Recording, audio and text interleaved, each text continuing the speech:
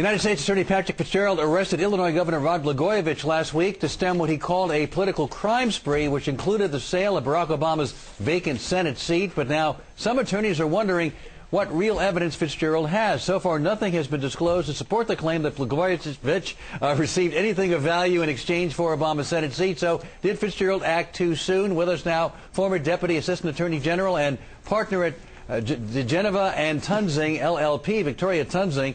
Victoria, welcome back to the show. That's almost as hard to say as Blagojevich. I'm just what I do all day, practice saying the thing. Hannity, H-A-N-N-I-T-Y. No wonder the emails keep bouncing back. All right, so is there any evidence here to get him on a crime at this point? Well, we don't know that because ordinarily the prosecutor doesn't tell everything that he has, but it certainly looks like this was cut short prematurely because for all that we've heard about, and I think we can rest assured that we would have heard it if payments had crossed hands, this was cut off before anybody received anything of value, and although you can prosecute as an attempt or a conspiracy, it's a real hard jury appeal not to have the money actually changed hands. All right, so the issue is whether anything illegal happened here, and if you're just talking about the idea of pay for play, is that illegal, or do you have to actually have some kind of exchange before you've done anything that breaks the law?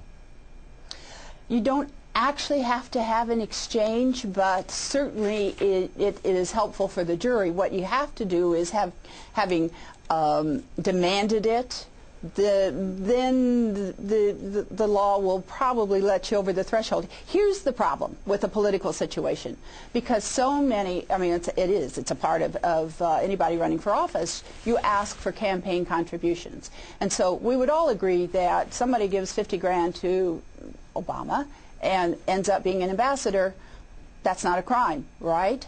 Because we don't have anything that's saying, all right, I'll give you an ambassadorship. And it happens all the time. Every single time there's an ambassador chosen. So you don't have that specific quid pro quo, but the Supreme Court and all the other courts have said, look, when it's campaign contributions, we really have to have a specific quid pro quo. Now, those statements by the governor, they sounded pretty mean, but you know what his lawyer's going to argue? He was just being a blowhard. He was just saying things. He knew he was being taped. Hey, so that's a problem. Hey, Victoria, good to see you. Sean Hannity here. Good to be here, Sean. Are you worried as I am? Now, look, the Chicago Tribune's a great newspaper. They got great reporters. I don't blame the Chicago Tribune. If they have a hot story, they sat on it for a while, they want the story out. But they had to get the story, it seems to me, from Fitzgerald's office.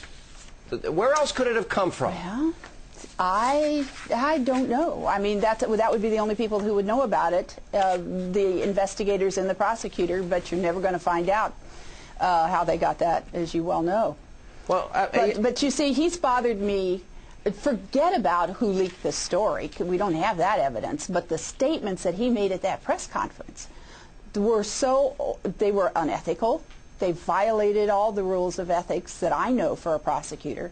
You're not supposed to do anything that would heighten the public's condemnation of the defendant. You're just not supposed to do it. But wasn't that what part of your criticism in the case? We knew that Fitzgerald knew in the case of the Valerie Plame issue that it was Richard Armitage who was the leaker.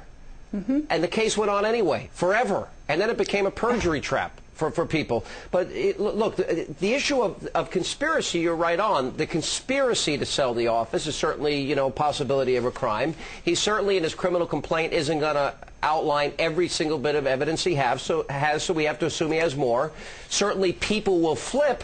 But I'm looking at this timeline, and the fact that Valerie Jarrett pulls out after she wanted this Senate seat by all accounts, she pulled out at the exact moment when, number one, we're getting, information or talk about, some type of quid pro quo. The timing seems curious to me. Does it to you?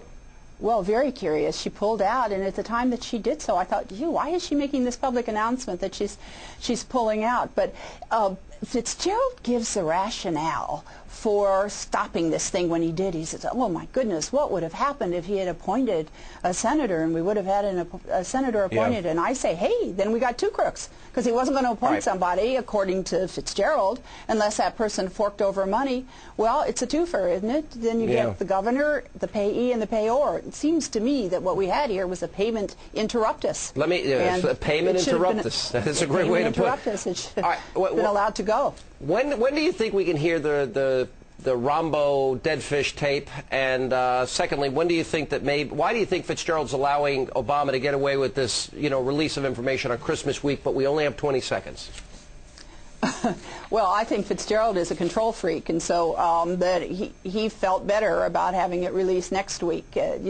He controls a lot of things. He threatens a lot of people that you all don't know about. He is a Spitzer. He is the next Elliot Spitzer, and the press ought to start looking into it. All right. Victoria, thanks for being with us. And coming up.